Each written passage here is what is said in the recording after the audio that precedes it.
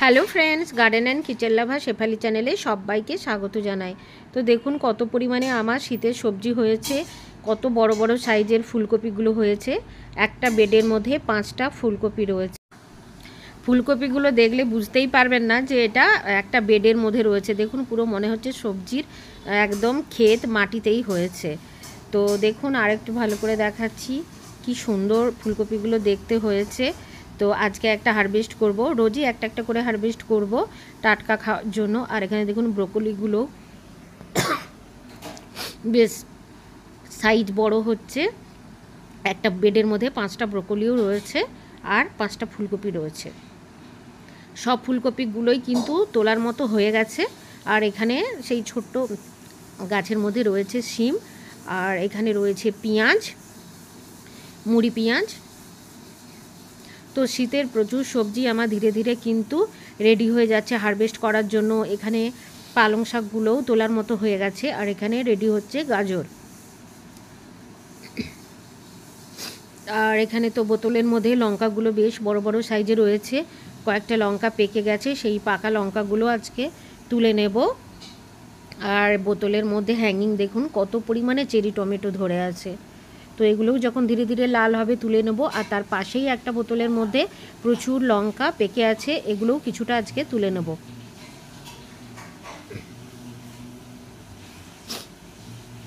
তারপরে দেখুন বেগুনও কয়েকটা আমি তুলে নেব। এখানে সেই ছোট থুপকি বেগুনগুলো প্রচুর পরিমাণে কিন্তু আমি হারভেস্ট করছি। দেখুন এখানে কয়েকটা বেগুন তুলেই রেখেছি। আর ধনে পাতা, কালো গামলার মধ্যে কি পরিমাণে ধনে পাতা হয়েছে দেখুন। আর ছোট্ট সেই যে সিমেন্টের বস্তা কেটে গ্রো ব্যাগ বানিয়েছিলাম, প্রচুর পরিমাণে কিন্তু কাঁচা লঙ্কা হয়েছে। আর এক একটা সাইজ দেখুন, বিশাল বড় বড় সাইজের কাঁচা লঙ্কাগুলো কিন্তু আমার রেডি হচ্ছে। আর এখানে রয়েছে বাঁধাকপি, বাঁধাকপিগুলোও কিন্তু ধীরে ধীরে বড় হচ্ছে। তো যখন এগুলো আমি হারভেস্ট করব অবশ্যই তার ভিডিও আপনাদের সাথে শেয়ার করব।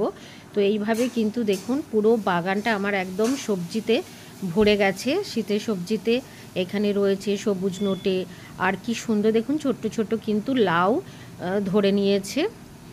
লাউগুলো কিন্তু ধীরে ধীরে বড় হচ্ছে। তো যখন এগুলো হারভেস্ট করব অবশ্যই শর্ট ভিডিওর মাধ্যমে আপনাদের সাথে শেয়ার করব। আর প্রচুর পরিমাণে কিন্তু লাউয়ের জালিও আসছে। আর এখানে তো এই প্লাস্টিক ক্রেটের মধ্যে লাউ গাছটা রয়েছে, তার পাশেই একটা প্লাস্টিক ক্রেটের মধ্যে এই কুমড়ো গাছটা উঠছে। দেখুন আবারও কিন্তু কুমড়োর জালি এসছে। একটা তো ফুল ফুটে গেছিলো, কুমড়োটা মোটামুটি ধরে নিয়েছে। আর এই দেখুন আবারও একটা জালি আসছে। আর সাথেই হচ্ছে গ্যাসপি রয়েছে, এখানেও একটা কুমড়ো গাছ উঠছে, তাতেও কিন্তু জালি চলে এসছে। পুরো বাগানটা দেখুন আমার পুরো একদম সবুজ হয়ে গেছে। আর এখানে মূলো শাক রয়েছে, তো বেশ কিছুটা মূলো শাক আজ আমি হারভেস্ট করে নেব। খুব ঘন করে এটা শাক খাওয়ার জন্যই ফেলেছিলাম। আর কিছু মূলো খাওয়ার জন্য প্লাস্টিক গামলায় বস্তার মধ্যে করেছিলাম, সেটা হচ্ছে পরে আপনাদের সাথে শেয়ার করব। আর এই দেখুন সেই বোতলের মধ্যে প্রচুর লঙ্কা কিন্তু অলরেডি পেকে গেছে। আর এখানে তো বস্তার মধ্যে বাঁধা রয়েছে মিষ্টি কুমড়ো। কিছু উচ্ছেও আজকে তুলে নেব, বেশ কয়েকটা উচ্ছেও কিন্তু ধরে আছে। আর এখানেও কিছু পালং শাক রয়েছে। এই দেখুন এখানেও মূলো শাক আর ব্রোকলি রয়েছে। এটি ক্যাপসিকাম গাছ আমার হ্যাঙ্গিং। এই দেখুন করলাগুলো কিন্তু আজকে আমি এগুলো তুলে নেব। এখানে আলু গাছটাও কিন্তু বেশ সুন্দর গ্রোথ হচ্ছে। কাঠের গুঁড়ির মধ্যে আলু, এটা মাটি ছাড়াই আলু চাষ করেছি আমি। আর কয়েকটা অ্যাপেল কুল দেখুন বেশ পেকে গেছে প্লাস্টিকের ভেতরে, তো এইগুলোকেও আজকে আমি তুলে নেব। ভীষণই মিষ্টি এই অ্যাপেল কুলগুলো। দেখুন এই বস্তাটা, প্যাকেটটা খুলে দেখাচ্ছি, কুমড়োটা কিন্তু হারভেস্টের মতোই হয়ে গেছে। তো বাবা আর মা এলেই কিন্তু এই কুমড়োটা আমি তুলে নেব, হারভেস্ট করব, তখন অবশ্যই আবার আপনাদের সাথে শেয়ার করব। এই যে কুমড়োর গাছগুলো দেখালাম ছোট ছোট জালি এসছে একই জাতের। আর দেখুন অ্যাপেল কুলটা কি সুন্দর পেকে গেছে, ভীষণ মিষ্টি। আর এই তো ফুলকপিটা এবার আমার হাজব্যান্ড হারভেস্ট করে নিচ্ছে। আমার একটা অ্যাক্সিডেন্টের জন্য পায়ে চোট লেগেছে, তার ফলে আমি গাছের পরিচর্যা বিশেষ কিছুই করতে পারছি না। তো হাজব্যান্ড দেখাশুনো করছে, মোটামুটি জলটা দিয়ে গাছগুলোকেও বাঁচিয়ে রাখছে। দেখা যাক কবে সুস্থ হই, তারপর ভালো করে আবার পরিচর্যা করব। আবারও এই যে ফুলকপিগুলো তুলে নেওয়া হচ্ছে, এখানে আবারও নতুন নতুন কি সবজি বসাবো, সেগুলো সবই আপনাদের সাথে পরে আমি শেয়ার করব। তো দেখুন ফুলকপিটা সামনে থেকে কত সুন্দর, কত বড় সাইজ হয়েছে, একদম মানে বাঁধা, খুব সুন্দর ফুলকপিটা। তো এরকমভাবে নিজের বাগান থেকে সবজি তুলে নিয়ে গিয়ে রান্না করার মজাই কিন্তু আলাদা। এই দেখুন ফুলকপি এবং বেগুন তুলে নিয়েছি। তো এখানে কয়েকটা করলা বা উচ্ছে আছে, সেগুলোও আমি তুলে নেব।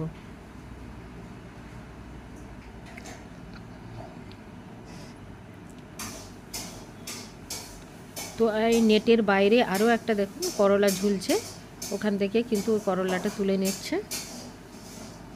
আরও কত ছোট্ট ছোট্ট দেখুন কি সুন্দরভাবে উচ্ছেগুলো ঝুলছে। তো এগুলোও পরপর বড় হলে তুলে নেব। আজকে কয়েকটা তুলে নিলাম আজকে রান্নার মতো, আর এখানে কয়েকটা লঙ্কাও কিন্তু ও তুলে নেবে।